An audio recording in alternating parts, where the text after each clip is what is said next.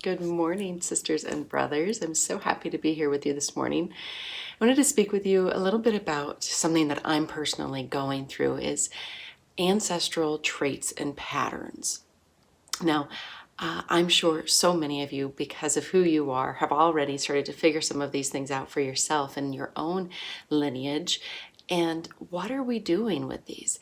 I think so many of us are being called to understand our patterns, our ancestral patterns, so that we can clear this karma, so that we don't have to carry it forward anymore. We can lighten our load and uplift our lives and the lives of people around us.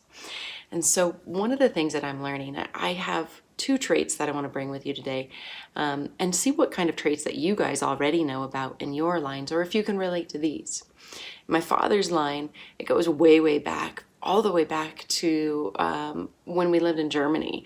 They moved west to England because they were looking for a better life. And then eventually they moved to America because, again, they were looking for a better life. I mean, what's wrong with that?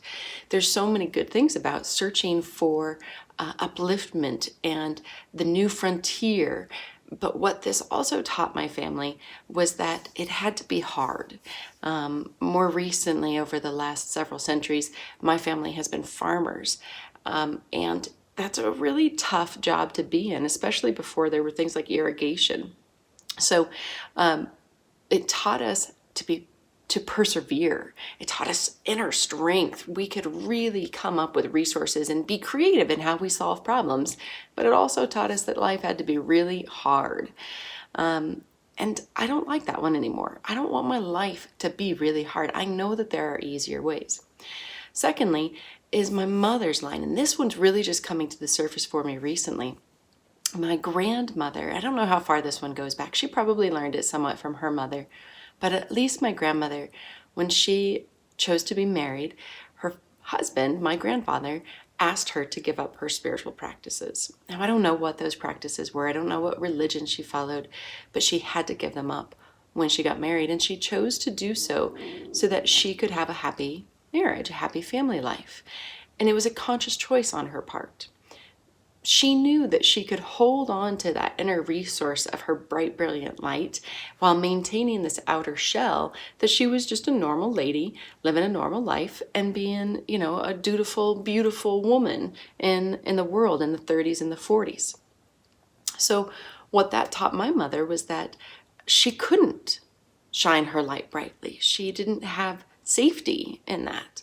And then she passed that on to my siblings. I have 3 older siblings, and then I came along and she didn't know what to do with me because I wasn't able to hold on in my light. I loved it. It was bright. It was who I was.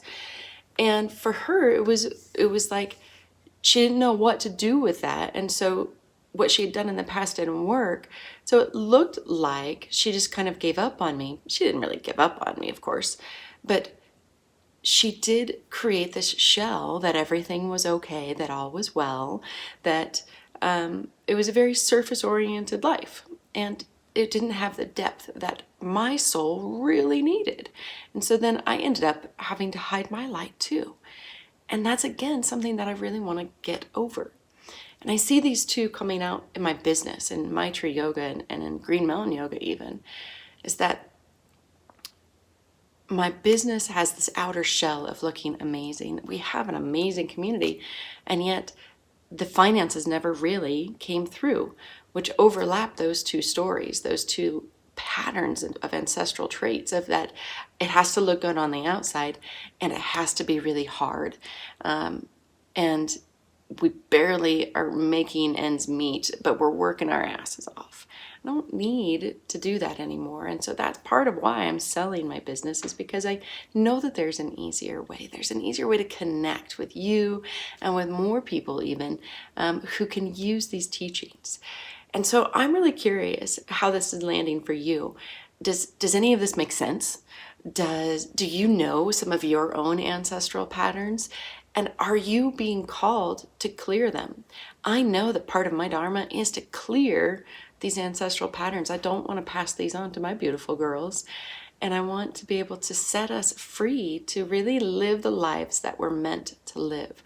I'm ready to be bright and brilliant, my true self again, to shine brightly and to find a way to connect with people, to teach, to share our lives without having to have a structure associated with that.